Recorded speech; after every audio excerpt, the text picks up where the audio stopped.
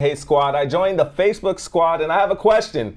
So I have an I-485 interview coming up in July. I was wondering if we had to go to the interview together. How does the officer ask questions? Are they directed to each one, or do they throw out questions for any of us to answer? And also, thank you for the great work. Yes, you both have to go. You got to prove it's a bona fide marriage. They're going to ask you questions that only a husband and wife living together would know the answers to, like what side of the bed do you sleep on? What type of toothpaste do you use? And they're going to direct it to one or both of you. And they're going to see how you interact with each other. They're going to assess the bona fides of your marriage based on how your financial documentation looks. Are you sharing in the debts of the marriage as well as in the assets of the marriage? They're going to look at your pictures and bills and ask you questions about your living arrangements to determine whether you live together. You don't show up, your spouse is not getting a green card, that's for sure. And I would like to add to that, I definitely think that they should look at some of the ratified marriage pieces that we do. It's That's right. literally for that, Yes. to show that. And if she needs to ask that question, she needs a lawyer. Yeah, Yes. absolutely, Yeah. absolutely. We had somebody comment that just today that's like, if you're asking any question at all, don't do this without an attorney. Exactly. Real talk. Melissa would like to know, what are they up to in the F2B categories for unmarried children of citizens who are over 21? Unmarried children of residents, it's not citizens. And what you have to do, which I am going to do right now, is you Google Visa Bulletin. To the Visa Bulletin! To the Visa Bulletin, correct. And go to July 2019 Visa Bulletin. And F2A is current for July. Meaning, believe it or not, that it's the same as if married to a U.S. citizen. F2B. F2B. F2B. I can't believe F2A is current. That's crazy. That's crazy. I just saw it now for the first time. F2B is September 1st, 2013. 2013. Mm-hmm. All right. Yeah. Our third one from our Brad squatter. Since the original petitioner, mother as a U.S. citizen, was approved, however, she died when the approval received, we can file the humanitarian waiver for my two brothers. One is single, the other one is married. This is Bernadette from Lenore, North Carolina. Oh, this is I Jennifer. already answered a question. Yeah, Next, Kim, let's go. Jennifer from Lenore. Yes, oh, right. She's trying to get it on all ends. They ask it every day, the same thing. Let's go. They're trying to get it from all I ends. know. All right, I gave him the answer. Suzanne in our Facebook group said, can my husband file for me if I had a domestic violence charge against him? The charges were dismissed. Yes. As long as you can always file for you as long as there's no order of protection. That's the thing. Fearless Michelle saying, hey Brad, if my husband becomes a citizen since filing the I-130 petition not yet approved, what's next? What are the forms to be completed, and will there be a waiver required for unlawful presence? Well, Fearless, if you're here legally, file an adjustment. You don't need a waiver.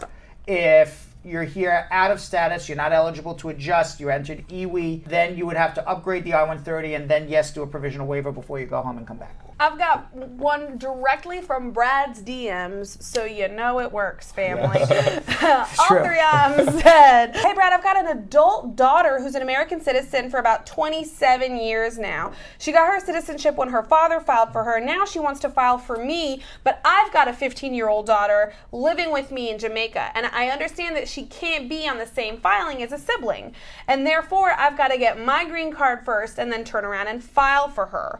I just want to make sure that that's the right thing. I'm not supposed to. What are my options? That's the option. She got it right. So her question was her answer. Right. This was like Jeopardy. What is? And my question, because she gave the answer, Right. I'm like, what is file for you? And when you come here, you file for your daughter. And by the way, the F2A category is current right now. Right. So which means is after you come here, you can get your daughter here in a year. Is there any way that daughter can, because she doesn't want to be separated from her 15-year-old daughter for a year, and she doesn't really have anyone to take care of her in Jamaica. Is there anyone that there's no visa for the daughter to come, but what she can do is she can get a green card, get a re-entry permit, go home and live with the daughter, and then both come together. There it is. All right. Shope on Instagram saying, good afternoon. My grandfather applied in 2012 for his children. I'm a derivative beneficiary of that petition because my dad and mom were married then. We received approval letter in 2014. My dad and mom now go through a divorce, unfortunately, and causes the application to move to a F1 category. Well, unfortunately for your parents, they're divorced, which is unhappy for the children, but that makes the case go faster. Okay, but this is the thing. Now I'm 23, so can I keep my priority date in the F2B category and live with my dad now? No, you that don't. F1 category is showing current. You don't get the priority date anymore. He was a derivative on that case. On that case. Period. Dad has his green card now. Dad has to turn around and file a new I-130. You get a new priority date. Sumit on Instagram said, could you explain the process for an EAD expedition based on financial hardship? Expedite? Yeah. There is no process. It's not going to happen. Ugh. Yikes. Okay, Enrique Hernandez saying, hey, Mr. Brad, I had an immigration question regarding my current immigration case. I have 2 illegal entries into the U.S. prior to 1996. Does that activate the 10-year bar in my case? I've been told it's only after 1997 that counts. Thank you for your time. It depends what happened. So prior to 96, the laws were different than after 96. What the law said is if you were removed, you came to the border, they caught you, they sent you home, you had to stay out of the country for 1 year before you were allowed to come back. If you stayed out of the country for more than a year, then came back, got removed a second time, went home, then tried to come a third time and finally made it all at least a year after the fact, then you're okay. If you tried to re-enter within a year prior to 96, then that's automatic removal for you. After 96, you need permission to re-enter, and if you found in the U.S. within 5 years, that's a criminal offense. Charmaine on Facebook said, if a child is filing for a parent, about how long should that take? A child over 21 filing for a parent in America should take about 12 to 24 months. Outside of the U.S., about 15 months. All right, Chris J saying, can I expedite my EAD through No. full-time? There's no expedite of the EAD, period. They're not going to do it. No All right. EAD expedition. Sheesh. Nami Sanvu said, my husband filed for naturalization and his interview date was later canceled. He's filing citizenship based on 5 years, so should we get worried that it was canceled? Maybe. I don't know why it was canceled. It's canceled either because they didn't have somebody to interview you, or it's canceled because they're looking into your husband for some nefarious reason. I have no idea. So yes, you could look at it both ways. You get your citizenship interview canceled, and you could run a movie in your head, oh my God, are they investigating me? Or you could be like, oh, they just didn't have time to interview me. Could go either way. All right, Don Harriet saying, Dad, who's a U.S. citizen, filed for his married daughter in 2008. The daughter is now divorced. How does she... You write the National Visa Center, show the divorce, and then it'll upgrade to an F1 and you'll be automatically eligible for your green card. Woo, woo. Isha Sese said, my friend's U.S. spouse filed a petition for her. She went ahead and did her biometric, and now the spouse is throwing her out. What should she do at this point in time? Get a divorce. These are your options in all those situations. Yeah. Get a divorce and marry someone who's going to really love you and not throw you out. File an abuse case if there was, in fact, abuse. Or, go to the florist and bring flowers and make up. Those are your 3 options. All right.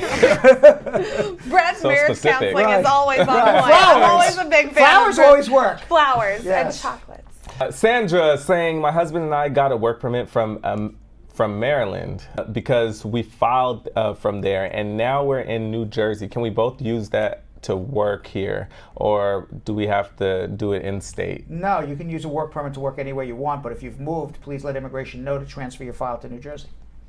Halimo Abdi said, I received disability benefits and SSI income only. I married my husband 8 months ago, and I'd like to bring him to the United States of America. Is that possible? And if so, what do I do? Is the fact that I got those disability benefits going to Disability is not need-based, so it won't affect your green card application. You may not earn enough money for the affidavit support. You may need a second affidavit support, but it's not need-based government assistance that it would cause a problem. Natasha saying, I missed the show last week. Hey, Brad, Oh. what's new on VAWA? Nothing. We'll know more towards September. That's what it's going to be, right down to the wire. Whew, Yeah. That's stressing me out. Yes. Anna K. Maxim said, can a person travel from state to state while being out of status if they have a valid passport? Yes. Rosalina Charles saying, hey, Brad, my brother married his citizen wife back home a year ago, and the wife applied for him. But he came to America a few months ago. The wife abandoned him at the airport.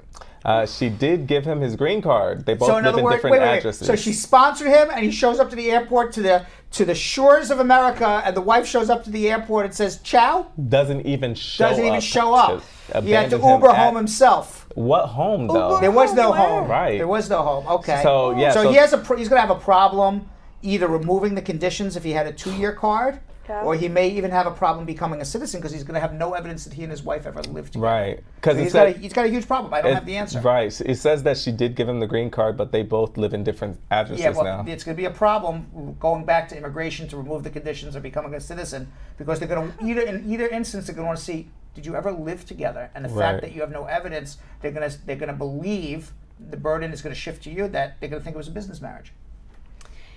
Angela is wondering approximately how long citizenship takes to process.